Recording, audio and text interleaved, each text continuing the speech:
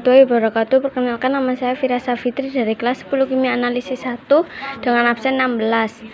Saya akan menjelaskan poster suhu. Suhu adalah besaran yang menyatukan ukuran derajat panas atau dinginnya suatu benda. Suhu termasuk besaran pokok dan memiliki satuan SI dalam ukuran Kelvin. Termometer. Termometer adalah alat yang dipakai untuk mengukur suhu dalam bentuk penunjukan angka. Secara umum, termometer terbuat dari pipa kaca yang diisi zat cair. Prinsip dasar yang digunakan, zat cair akan mengalami perubahan volume ketika suhunya berubah. Zat cair pengisi termometer paling utama yang digunakan adalah raksa dan alkohol. Berikut ini penjelasan keuntungan maupun kerugian dari masing-masing zat cair pengisi termometer. Termometer raksa. Keuntungan yang ke-1 adalah raksa mudah dilihat karena mengkilap seperti perak. Volume raksa berubah secara teratur ketika terjadi perubahan suhu. Kedua, ketika raksa tidak melihat dinding kaca. Keempat, jangkauan suhu cukup lebar antara minus 40°A derajat Celcius hingga 350°A derajat Celcius. Kelima, raksa memiliki panas secara merata hingga menunjukkan suhu yang cepat dan tepat. Kekurangan dalam termometer raksa adalah harga raksa mahal. Yang kedua, raksa tidak dapat mengukur suhu yang sangat rendah. Ketiga, raksa merupakan bahaya yang berbahaya jika sampai pecah. Yang kedua adalah termometer alkohol. Keuntungan termometer alkohol adalah harga alkohol lebih murah dibandingkan raksa. Yang kedua, dapat digunakan untuk mengukur suhu saat teliti karena kenaikannya kecil serta alkohol mengalami perubahan volume lebih besar. Yang ketiga adalah dapat digunakan mengukur suhu yang sangat rendah hingga min 112°A derajat Celcius. Kekurangan termometer alkohol adalah ke-1 memiliki titik didih rendah yaitu 78°A derajat Celcius sehingga pemakaiannya terbatas. Yang kedua, tidak berwarna sehingga harus diberi pewarna agar dapat terlihat. Ketika alkohol dapat kaca. Untuk poster kedua adalah kemagnetan. Magnet adalah suatu benda yang mampu menarik benda lain di sekitarnya yang memiliki sifat khusus. Sifat kemagnetan adalah kemampuan benda alam menarik benda-benda lain di sekitarnya. Yang kedua ada sifat-sifat magnet. Ke-1, magnet hanya menarik benda tertentu yang ada di sekitarnya. Tidak semua jenis benda bisa ditarik oleh magnet meski berada dalam jangkauannya. Yang kedua adalah gaya magnet dapat menembus benda. Ketiga, magnet mempunyai dua kutub, yakni kutub utara dan kutub selatan. Yang keempat adalah apabila kutub magnet yang sejenis didekatkan satu sama lain, kedua kutub akan saling tolak menolak. Sebaliknya, kutub yang berlainan akan saling tarik menarik.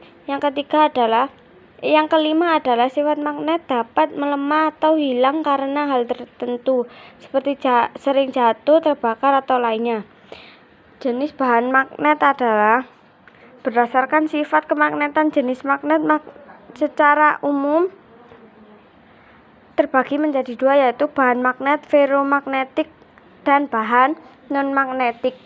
Ke-1, bahan magnetik ferromagnetik adalah benda yang dapat ditarik dengan kuat oleh magnet. Jika benda jenis ferromagnetik berada dekat dengan magnet, magnet akan menarik benda tersebut. Contohnya bahan ferromagnetik adalah baja, besi, nikel, dan kobalt. Yang kedua adalah bahan non-magnetik. Bahan non-magnetik terbagi atas dua, yaitu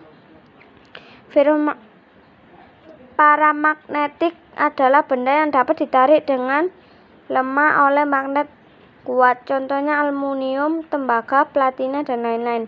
Kedua, diamagnetik adalah benda yang menolak magnet. Benda ini tidak dapat ditarik sama sekali oleh magnet meski berada sangat dekat dengan magnet yang kuat. Contoh benda diamagnetik adalah emas, seng, merkuri, dan lain-lain. Macam-macam bentuk magnet. Magnet batang bentuknya menyerupai batang atau balok atau kubus. Magnet silinder menyerupai tabung panjang. Yang ketiga, magnet jarum menyerupai jarum kompas dengan kedua ujung atau kutub magnet yang runcing. Keempat, magnet U, magnet ladam berbentuk seperti tapal kuda atau serupa dengan huruf U. Kelima, magnet cincin. Magnet ini memiliki bentuk bulat menyerupai cincin magnet keping. Magnet ini memiliki bentuk menyerupai keping logam. Ini untuk gambar contoh-contoh magnet. Untuk poster ketiga adalah rangkaian seri. Rangkaian seri adalah salah satu model rangkaian listrik yang dikenal dewasa ini dalam pelajaran kelistrikan. Rangkaian seri adalah suatu rangkaian yang semua bagian-bagiannya dihubungkan berurutan, sehingga setiap bagian dialiri oleh arus listrik yang sama. Ciri-ciri rangkaian seri adalah semua komponen listrik yang akan dipasang disusun secara berderet atau berurutan. Kabel penghubung semua komponen tersebut tidak akan memiliki percabangan sepanjang rangkaian, sehingga hanya ada satu jalan yang dilalui oleh arus. Rumus resistor.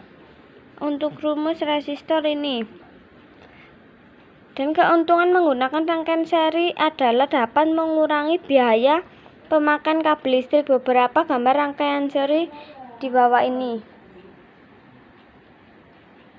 Untuk poster ketiga adalah rangkaian seri. Rangkaian seri adalah salah satu model rangkaian listrik yang dikenal dewasa ini dalam pelajaran kelistrikan. Rangkaian seri adalah suatu rangkaian yang semua bagian-bagiannya dihubungkan berurutan, sehingga setiap bagian dialiri oleh arus listrik yang sama. Ciri-ciri rangkaian seri adalah semua komponen listrik yang akan dipasang disusun secara berderet atau berurutan. Kabel penghubung semua komponen tersebut tidak akan memiliki percabangan sepanjang rangkaian, sehingga hanya ada satu jalan yang dilalui oleh arus. Rumus resistor.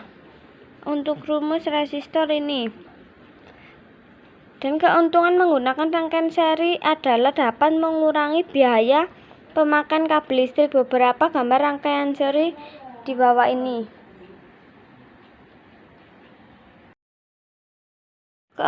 Poster keempat adalah hukum Kirchhoff. Hukum Kirchhoff adalah dua persamaan yang berhubungan dengan arus dan beda potensial, umumnya dikenal dengan tegangan. Dalam rangkaian listrik, hukum ini pertama kali diperkenalkan oleh seseorang ahli fisika Jerman yang bernama Gustav Robert Kirchhoff pada tahun 1824 sampai 1887. Pada tahun 1845. Ini contoh rangkaian sederhana yang tidak dapat dianalisis dengan mengganti kombinasi resistor seri atau paralel dengan resistansi ekivalen mereka. Dalam kurung Tipler Fisika untuk ilmuwan dan insinyur edisi kelima. Koneksi jatuh pada R1 dan R2 senang sama karena adanya GGLE2, adanya rangkaian kedua resistor ini paralel. Juga rangkaian-rangkaian yang kedua resistor itu karena sama, namun ada hukum yang berlaku pada rangkaian yang memiliki arus tetap.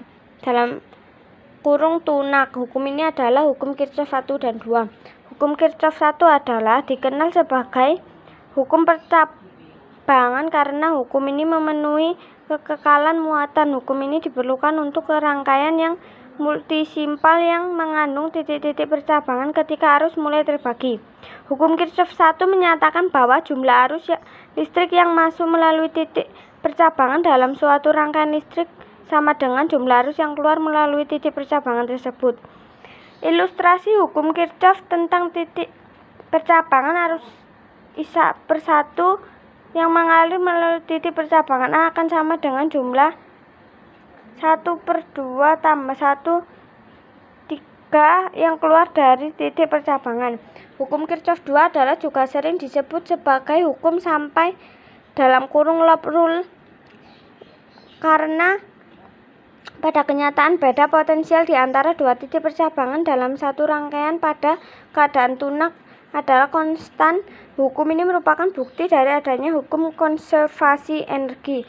Sebagai contoh penggunaan hukum ini, dua baterai yang berisi beban dalam R1 dan R2 serta ada 3 hambatan luar. kita akan bisa menentukan arus dalam rangkaian tersebut sebagai fungsi GGL dan hambatan. Rangkaian berisi 2 baterai dan 3 resistor eksternal. Tanda plus minus pada resistor digunakan untuk mengingatkan kita sisi mana pada setiap resistor yang berada pada potensial lebih tinggi untuk arah arus yang dan arah arus yang. Sekian dari saya. Terima kasih. Jika ada salah kata atau salah pengucapan mohon dimaafkan. Wassalamualaikum warahmatullahi wabarakatuh.